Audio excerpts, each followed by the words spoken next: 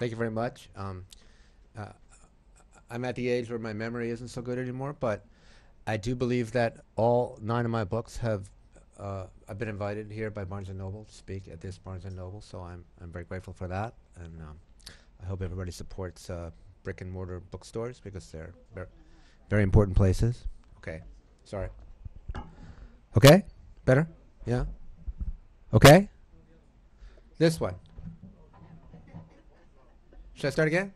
Hi. Thanks for coming. Um, yeah. So thanks to everybody for coming on this lovely night. Thanks to my publisher, Viking Books, and my friends that are here from there, to my family, et cetera, et cetera. Okay. Um, so today is the actual pub date of the book, and I haven't spoken about it yet. So this is sort of an experiment in what I ought to say about it. Um, I was thinking on the way over in the taxi, it's a short taxi ride because I live in the neighborhood, so I wasn't thinking that much. But I was thinking that one question that liberals often ask about present moment is if Franklin Roosevelt could do what he did and talk the way he talked, why can't Barack Obama do anything like it or talk anything like it? So I thought it might be useful to think about the stages of liberalism that Franklin Roosevelt embodied and his presidency faced, and then talk a little bit about the changes that have happened since then that will help explain why I would say I know Barack Obama. I wouldn't say he's a friend of mine, but I know Barack Obama, and he's kind of Facebook type friend of mine. And it's true that while Barack Obama is no Franklin Roosevelt, the times he's facing and the Democratic Party with which he's working, and certainly the Republican Party he's facing, are nothing like what Franklin Roosevelt faced. And that's the explanation, I hope, will be in this book if you read it.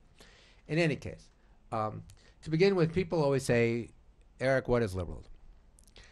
So it's a three-part answer, historically speaking, and it's helpful in understanding the differences between the moment we face today and the previous depression that this country faced in the 20s and 30s. Initially, liberalism meant an embrace of the Enlightenment. It meant the freedom to think as you wanted, to worship as you wanted, to speak as you wanted, and to follow the logical consequences of your thought and actions, to self-actualize them, to embody them, to live a life that was consistent with your beliefs. That was the lesson of the Enlightenment, and it was a very radical message when it first came down in the 1600s, and it happens to be the basis of the founding of this country, which was also a very radical notion when it happened in the 1770s, 1780s. The reason it was radical was because in those days people assumed that power came from one of two places. It either came from royal authority or from above, from divine authority. And the idea that humans were capable, men and women were capable of ordering their own lives and acting on that was it was out there, and it was a very incredibly brave thing to do, to found a nation on the basis of those principles. And that still is what liberalism means in a lot of places. It's what it means in England, really.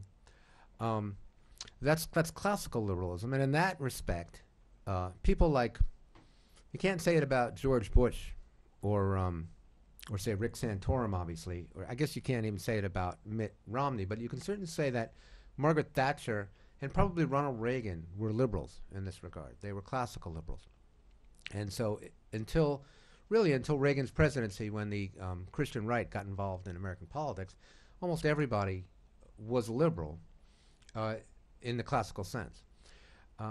But in the 1920s and 1930s, it became apparent that classical liberalism was inconsistent with reality, in the sense that just because you felt like you had the right to order your own life and to decide what you wanted to do with your personhood, there were big forces out there that were going to stop you from doing it. There were, combinations of big business and other powerful forces that made it impossible for people to live out their lives according to this philosophical precept, even though technically they had the right. I mean, it was basically you had the right to starve. And so, beginning with the New Deal, liberals, led by Franklin Roosevelt, who was proud to call himself not just a liberal but a militant liberal, reformed liberalism to bring in the idea that in order for classical liberalism to make any sense, you needed a strong central government on the side of the individual, on the side particularly of poor people and of working people, so that they could have some, so there could be some fairness in the struggles that they faced with the various economic forces that were preventing them from living out the classical liberal ideal. And so you got the New Deal, and you got the government with all these programs that were designed, and there was really no rhyme or reason to those programs. Roosevelt was the opposite of an ideologue. His version of liberalism could also be called whatever works. But he tried lots of things, and more than anything, he gave people hope. I mean, most of the things he tried didn't work out very well. And unemployment stayed very high throughout the New Deal until the war began. It was up around 15% for much of the New Deal, much higher than we've experienced. But it changed the way people thought about their government and the way they thought about each other. It gave people a sense of social solidarity, a sense of being in this together, a sense of citizenship that was brand new. And that was incredibly successful, politically speaking. Democrats won 5 presidential elections in a row and 12 congressional elections in a row, and that no party has ever done that before or since. But in the 1960s, to be fair, the problem with it is that it was based on ignoring a lot of things. The most obvious one being the fact that black people in the South were not allowed to vote and were not allowed to participate in most of the progress. And this was quite explicit. Roosevelt, he was one of the people who pushed this against the wishes of his wife Eleanor, because he said, if I invite blacks into the New Deal, I will lose the South, and nothing that I'm trying to accomplish will be possible. So, in the 1960s, the leaders of the civil rights movement have been marching and getting arrested and risking their lives through much of the 50s. But by the 1960s, it became something that liberals could no longer ignore. And to their credit, they finally embraced the civil rights movement. One of the things that surprised me in writing this book was how slow liberals were to embrace civil rights. How even the leading liberals, leading liberal intellectuals at the time, like Arthur Schlesinger and John Kenneth Galbraith, they supported civil rights, and the New York Jewish intellectuals as well. They supported civil rights, they believed in it, but they didn't think the time was right. It wasn't a priority. They were not thinking about these questions. And so the civil rights agenda was really forced on them by the civil rights movement, led, of course, by Martin Luther King and many others who are not as famous, but are in the book. So you can read about them there.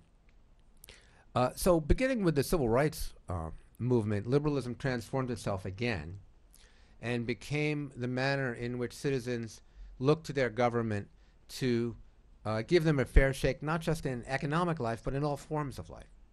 And so really every grievance that people had that derived from public life was put on the burden of the government or politicians to try to address. And whereas it was, as I say in the book, unavoidable for liberals to take on the burden of civil rights in the 1960s, it would have been, there'd be no point in calling yourself a liberal if you turned your back on that struggle. It was very badly handled. Liberals made a lot of mistakes, many of which were foreseeable. The biggest mistake they made was they said to the white working class, which was their primary political constituency, you're going to pay the price for all these centuries of oppression that black people have had to live with. And if you object to paying the price, you're a racist. And people don't like being called racist. They're not likely to vote for politicians that call them racist. That was problem number one. It's a very big problem. Problem number two is that all these other groups, women, gays, handicapped people, Latinos, lots of other people, looked at the black example and said, well, why not us? And liberals didn't have an answer for that. Of course, why not? There's no discrimination is good discrimination. But the plan initially